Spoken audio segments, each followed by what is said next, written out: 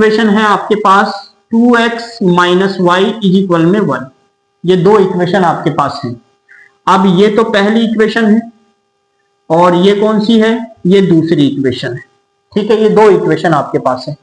अब मैंने आपको ये कहा था कि सबसे पहले आपको x और y में वेरिएबल देखना है सेम है कि नहीं। तो यहाँ पे x का वेरिएबल 1 है, यानी कि इसके साथ जो कोफिशिएंट है वो 1 है और इसके साथ 2 है। y का देखो इधर भी y है अकेला, इधर भी y है। तो अगर x और y में दोनों में कोई एक समान मिल जाए तो आपको समान बनाने की आवश्यकता नहीं है। अगर समान नहीं मिले तो फिर आपको समान बनाने की आवश्यकता पड़ती है, और समान बनाने के लिए आप मल्टीप्लाई का इस्तेमाल करते हो। ये मैंने कल की वीडियो में बताया था। अब आपको ये भी देखना है कि जो चीज आपको समान मिली है ना, वो चीज आपको जो समान मिली है, जो वेरिएबल समान मिला है, उसके जो चिन्ह हैं वो कैसे हैं। उसके चिन्ह समान नहीं होने चाहिए। अगर समान है तो उनको अलग अलग करो, एक प्लस का होना चाहिए, एक माइनस का। तो आप यहां देखोगे तो ये y भी माइनस का, ये y भी, तो माइनस का नहीं होना चाहिए दोनों। एक माइनस का है तो एक क्या होना चाहिए, प्लस का। तो नीचे वाले के आप सिंबल चेंज कर दो, ये प्लस है तो माइनस, ये माइनस है तो प्लस, और ये प्लस है तो माइनस। फिर जो सेम है, ये देखो माइनस का ये प्लस का कैंसिल हो गया। x में से 2x चला जाता है तो माइनस का बचता है x, और माइनस का 2, माइनस का 1, माइनस का 3 होता है। माइनस से माइनस कैंसिल हो जाता है तो x का मान आ गया आपके पास 3। ये आपकी मान लो इक्वेशन नंबर 3। और इक्वेशन 3 की वैल्यू आप सेकंड में पुट कर सकते हो, फर्स्ट में पुट कर सकते हो। ओरिजिनल सिंबल है ना, तो मैं फर्स्ट में पुट कर देता हूं। फर्स्ट आसान है, x की जगह रखोगे 3, माइनस y है तो y इक्वल में है माइनस का 2। अब ये 3 प्लस का है, उठ के इधर जाएगा तो माइनस का, तो minus y is equal to minus का 2 और माइनस का 3। माइनस का 2 माइनस का 3 माइनस का होता है 5। देखो माइनस से माइनस क्या हो जाएगा, कैंसिल। तो y की जो वैल्यू आएगी वो आएगी कितनी, 5। वो आएगी कितनी भाई, 5। अब आपको बतानी है भिन्न। भिन्न क्या है, भिन्न है सर फ्रैक्शन है x अपॉन में y, यानी कि x ऊपर और y नीचे। तो x की वैल्यू तो है 3 और y की वैल्यू है 5। तो जो आपके पास फ्रैक्शन बनेगी, भिन्न बनेगी, फ्रैक्शन जो बनेगी यानी भिन्न जो बनेगी वो बनेगी 3 अपॉन में 5। ये आपका फुल एंड फाइनल क्या हो गया, आंसर हो गया भाई। ठीक है, कोई दिक्कत परेशानी है तो आप मुझे कमेंट बॉक्स में बता सकते हैं। आपकी प्रॉब्लम्स का सॉल्यूशन मैं आपको तुरंत मिल जाएगा। आपको मतलब मैं आपको तुरंत दे दूंगा प्रॉब्लम्स का सॉल्यूशन, जो भी आपको कोई दिक्कत है। अगर आपको ऐसा लगे कि ये क्वेश्चन समझ में नहीं आया तो रिपीट करके देख लो। फिर भी आपको नहीं आ रहा है तो कमेंट में कर दो कि सर ये क्वेश्चन आगे वाली जो क्लास आप अपलोड करने वाले हैं उसमें एक बार फिर से बताओ। तो मैं कमेंट पढ़ता हूं तो आपको बताया जाएगा। हाँ जी, अब पहला क्वेश्चन जो था, क्वेश्चन नंबर 2 का फर्स्ट, उम्मीद है आपको बहुत अच्छे से समझ में आया होगा। और ये आपकी स्क्रीन पे आपको क्वेश्चन नंबर 2 नजर आ रहा है। क्वेश्चन नंबर 2 का सेकंड, इसको ध्यान से समझते हैं। क्वेश्चन क्या कह रहा है, 5 वर्ष पूर्व। पूर्व का मतलब होता है पहले, बिफोर। समझते हुए चलो साथ में, पूर्व का मतलब क्या होता है, पहले। पहले नूरी की आयु सोनू की आयु की 3 गुनी थी। 3 गुनी का इंग्लिश मीडियम वाले बच्चे समझेंगे 3 टाइम्स। 3 टाइम्स 10 वर्ष पश्चात। पश्चात का मतलब होता है बाद में, आफ्टर। आफ्टर की बात चल रही है। नूरी की आयु सोनू की आयु की 2 गुनी। 2 गुनी का मतलब आपको समझना है 2 टाइम्स। 2 टाइम्स हो जाएगी। तो आपको ये बताना है नूरी और सोनू की आयु कितनी है। तो पहली बात तो ये है, आपको ऐसे वाले क्वेश्चंस में एक चीज बहुत विशेष अच्छे से ध्यान रखनी है। ध्यान क्या रखना है, ध्यान ये रखना है कि जो नाम पहले होना वो बड़ा होगा। जो नाम पहले लिखा है उसको हमेशा बड़ा मानना है। इसमें पहले कौन है, नूरी। तो आपको ये समझना है, आपको ये समझना है कि नूरी है बड़ी, है ना। नूरी क्या है, बड़ी, और सोनू है, सोनू वो क्या है, छोटी। सोनू क्या है, छोटी। आपको इस बात का ध्यान रखना है, नूरी बड़ी है और सोनू क्या है, छोटी है। ठीक है भाई। तो यहाँ पे नूरी और सोनू की हमें एज बतानी है। तो मान लेते हैं कि नूरी की जो एज है वो x है। x क्या, ईयर यानी वर्ष, है ना। आपको यूनिट भी लगानी है ना। तो यहाँ पे इसका सॉल्यूशन अपन शुरू करते हैं। सॉल्यूशन आप जहां बोर्ड में लिख के आओगे उस प्रकार से, तो आप लिखेंगे माना नूरी की आयु, माना नूरी की आयु, यानी कि let the age of Noori, let the age of Noori. वो कितनी है, x वर्ष, x वर्ष मैंने मान ली, यानी कि x ईयर मैंने मान लिया। एंड और सोनू की आयु, एज ऑफ सोनू, सोनू की आयु वो मैंने मान ली कितनी, y वर्ष, y वर्ष। ये कौन सी आयु है, वर्तमान, वर्तमान यानी कि प्रेजेंट एज है ये, है ना। कौन सी एज है ये, प्रेजेंट एज है, अभी प्रेजेंट की बात चल रही है, वर्तमान। अब दो केस है इसमें, दोनों केस आपको लेने पड़ेंगे। केस फर्स्ट क्या है, केस फर्स्ट है सर 5 वर्ष पहले, यानी कि 5 साल पहले, 5 साल पहले, 5 साल पहले की बात चल रही है, पहले की, यानी कि before, before 5 year, before 5 years की बात चल रही है।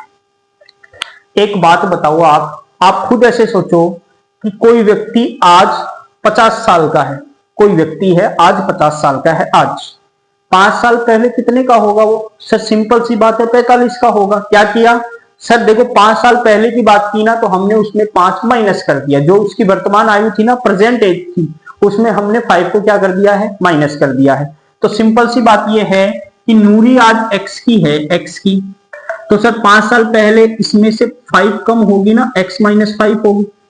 और आज सोनू है, आज y का, यानी कि y की 5 साल पहले इसमें से 5 कम होगी। और आपको पहले ही बता दिया है कि नूरी क्या है, बड़ी है, और सोनू क्या है, छोटी है। और नूरी है वो कितनी बड़ी है सोनू से, 3 गुनी बड़ी है। 3 गुनी का मतलब 3 टाइम, 3 गुनी का मतलब सोनू अगर 5 साल की है ना, तो नूरी को 3 से मल्टीप्लाई करो, 5 3 का 15, यानी कि नूरी है वो 15 साल की है। यानी कि ये तो नूरी है, ये तो ऑलरेडी बड़ी है, सोनू है वो छोटी है। अब हमें दोनों को बराबर दिखाना है, क्योंकि इक्वेशन बनाने के लिए दोनों को बराबर दिखाना पड़ेगा। और ये बड़ी है, ये छोटी है, तो बराबर तो होने का कोई चांस है नहीं, बराबर नहीं हो सकता है।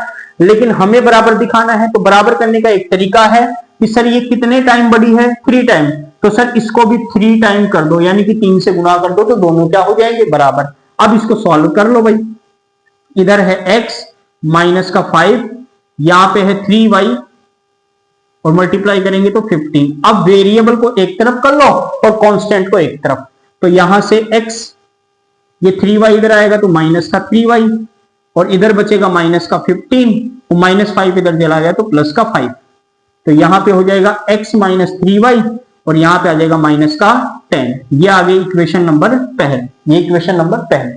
अब दूसरी बात चली है 10 वर्ष पश्चात, 10 वर्ष पश्चात, पश्चात का मतलब मैंने पहले ही बता दिया, पश्चात का मतलब बाद में, यानी कि आफ्टर 10 ईयर्स, आफ्टर 10 ईयर्स की बात चल रही है, आफ्टर 10 साल, है ना, आफ्टर 10 साल, यानी कि 10 साल बाद। तो आज एक बात बताओ, नूरी है वो x साल की है, 10 साल बाद x प्लस 10 की हो जाएगी सर, कोई दिक्कत ही नहीं है। और आज सोनू है वो y साल की है, 10 साल बाद y प्लस 10 की हो जाएगी, कोई दिक्कत ही नहीं है। लेकिन सर नूरी है ये बड़ी है, ये छोटी है, दोनों बराबर नहीं हो सकते। अब 10 साल बाद नूरी है वो कितनी बड़ी है, 2 टाइम ही बड़ी रहेगी, तो सर जो छोटी है उसको भी 2 टाइम कर दो, यानी 2 से गुणा कर दो, तो बराबर हो जाएंगे।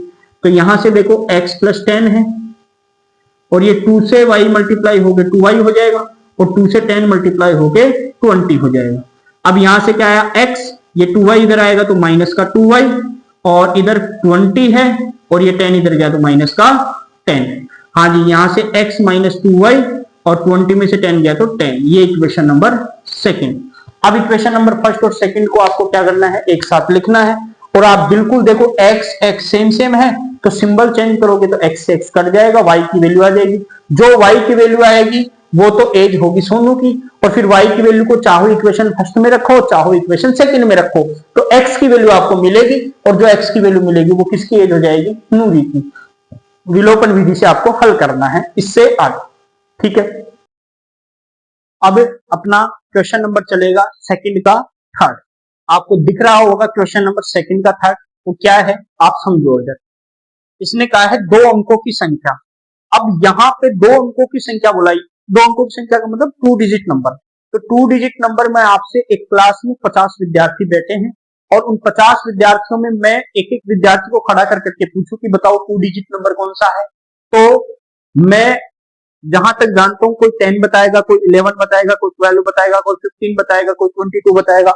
ये 2 डिजिट नंबर हैं, उनकी बात गलत नहीं है। लेकिन अगर मैं कहूं सब लोग आपस में डिस्कस नहीं करोगे और जिसको खड़ा करूं वो मेरे को एक 2 डिजिट नंबर बताएगा, दूसरे व्यक्ति को खड़ा करूं वो भी मेरे को 2 डिजिट नंबर बताएगा। लेकिन अगर मैं सबको एक साथ पूछूंगा तो सब लोग एक ही नंबर बताएंगे जो 2 डिजिट का नंबर। अब ऐसा पॉसिबल नहीं है ना कि सारे के सारे एक साथ बोलेंगे तो एक सेम ही नंबर बोले, नहीं, या तो पहले वो डिस्कस करेंगे कि अपने को 12 बोलना है, 15 बोलना है, कितना बोलना है, तब बोल सकते हैं। अगर मैं कहूं डिस्कस नहीं करना है, मैं आपसे पूछूंगा एक साथ और आप लोग सब एक साथ जवाब दोगे और आप सबका आंसर सेम होना चाहिए, तो उसके लिए हमें क्या पता होना चाहिए, हमें 2 डिजिट का नंबर पता होना चाहिए। 10, 11, 12 बात सही है, लेकिन ऐसा कौन सा नंबर है जो 2 डिजिट का है, वो सबका एक ही जवाब आए तो कौन सा बताना है वो समझो आप। देखो कोई भी 2 डिजिट का नंबर है, जैसे मान लो 12 है, तो इसमें ये वाला जो नंबर होता है ना, इसको बोलते हैं इकाई का अंक, यानी कि यूनिट डिजिट। इकाई का अंक यानी कि यूनिट डिजिट, सही है, यूनिट डिजिट। यूनिट डिजिट को मल्टीप्लाई करते हैं हमेशा 1 से। किससे मल्टीप्लाई करते हैं भाई? 1 से। इधर वाला नंबर होता है वो होता है दहाई का अंक, आपको पता है दहाई का अंक, और इसको मल्टीप्लाई करते हैं हमेशा 10 से, यानी कि 10th अंक होता है ये, 10th डिजिट होता है। और जब भी नंबर बनाते हैं तो दोनों को ऐड कर देते हैं, जैसे 2 है वो तो 1 से मल्टीप्लाई होगा, प्लस 1 है वो 10 से मल्टीप्लाई होगा, तो 2 1 जा 2 होगा, प्लस 10 1 जा 10 होगा, और टोटल मिला के आ जाएगा 12। नंबर कैसे बना? ऐसे बना। तो अपन क्या करने वाले हैं, अपन ये करने वाले हैं कि सर देखो 2 डिजिट के नंबर में दो डिजिट आएंगे, ये तो पता हो गया, एक इकाई का अंक यानी कि यूनिट डिजिट, और एक आएगा 10th डिजिट यानी कि दहाई का अंक। तो सबसे पहले वो मान लेते हैं, अपन सॉल्यूशन शुरू कर रहे हैं यहां से। मान लिया, माना इकाई का अंक यानी कि यूनिट डिजिट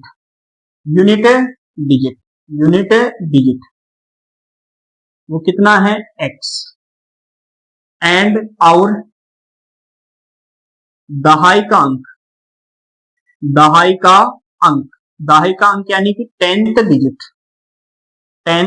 डिजिट वो कितना है? y। तो मैं कहूं नंबर क्या आएगा, संख्या क्या आएगी, संख्या यानी कि नंबर क्या आएगा, तो आप क्या कहोगे? सर जो इकाई का अंक है, यूनिट डिजिट है, वो तो किससे मल्टीप्लाई होगा? 1 से, तो x तो मल्टीप्लाई होगा 1 से, और 10th डिजिट है, दहाई का अंक है, वो 10 से मल्टीप्लाई होगा, यानी कि 10 होगा मल्टीप्लाई किससे? y से, और दोनों क्या हो जाएंगे? जुड़ जाएंगे। तो एक बात बताओ, x को 1 से करेंगे तो x, और y को 10 से करेंगे तो 10y। तो आपके पास 2 डिजिट का नंबर आया है, वो कौन सा है? वो है x प्लस 10y। इस बात को आपको ध्यान में रखना है, 2 डिजिट का नंबर क्या होता है? x plus 10y। ठीक है। अब क्वेश्चन ने कहा है कि जो दो अंकों का नंबर है यानी कि x प्लस 10y, उसमें जो अंक है, एक तो है x और एक है y, उन दोनों का योग यानी दोनों का सम अगर करते हो, इन दोनों का सम, इनके अंकों का सम अगर करते हो तो कितना आता है? 9। अकॉर्डिंग टू क्वेश्चन, पर्सन के अनुसार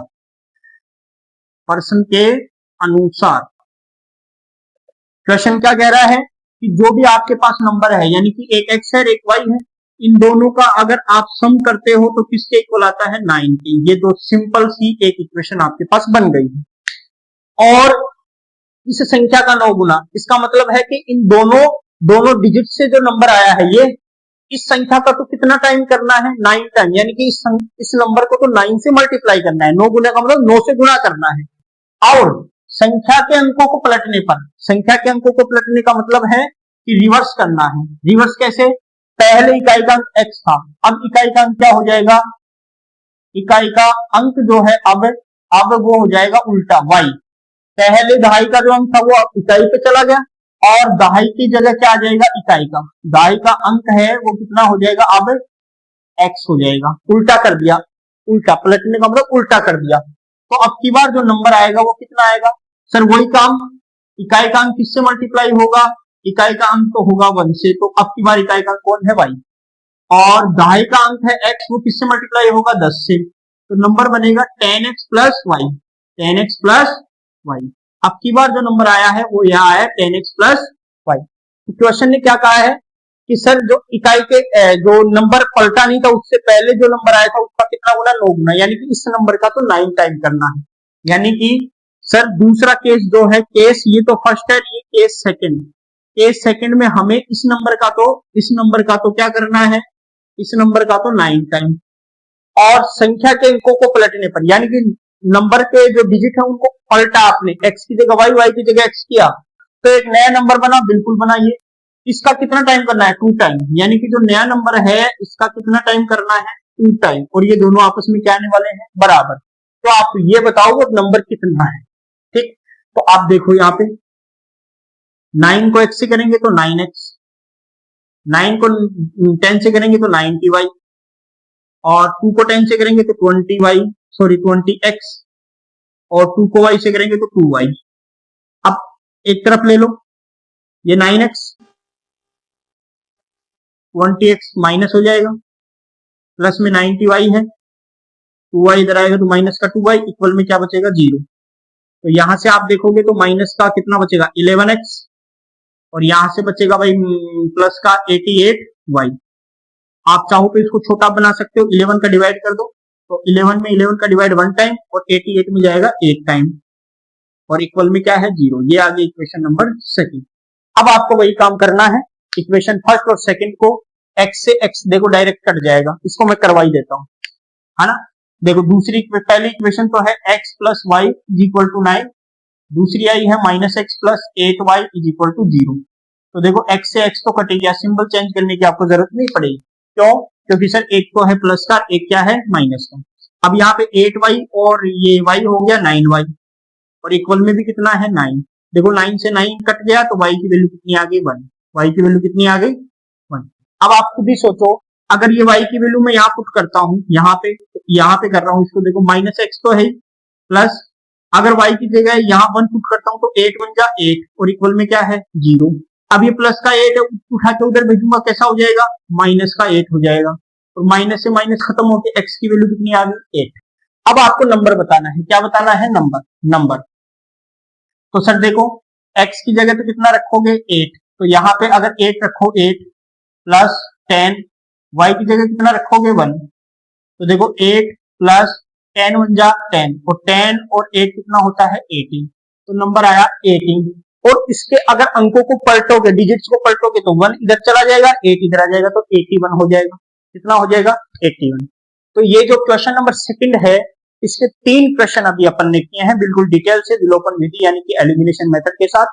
इसके 2 क्वेश्चन और बचे हैं जो कल के वीडियो में आपको देखने को मिलेंगे। आज के लिए इतना ही है, धन्यवाद, राम राम, सभी को good night, Radhe Radhe, tata bye bye.